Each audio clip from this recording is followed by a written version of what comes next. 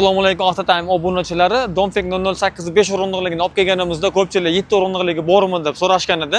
Donfeng 008 7 o'rindiqligi 2025-yilda ishlab chiqarilgan kraskasi toza, atiq 14000 km masofani bosib o'tgan zavodskoy bo'londa bolalarimiz sveji.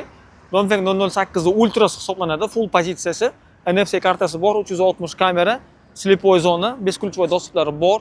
Salon qismini ko'rsatib o'taman. Oqqa qora salon bo'ladi. Sidenlarimiz elektroprivodda, obduf obagra sidenlar bor, massaj sidenlar bor. Bunaqa podglovniyalarni qo'yib qo'yilgan. Bo'yningiz og'rimasligi uchun razdelniy sideniya bo'ladi.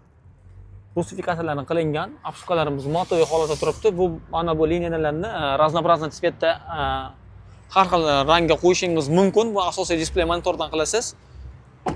Mashinamiz holati a'lo darajada. Atamankalari bor, xolodilnigi bor. Orqa monitorlarini displeydan boshqarsangiz bo'ladi.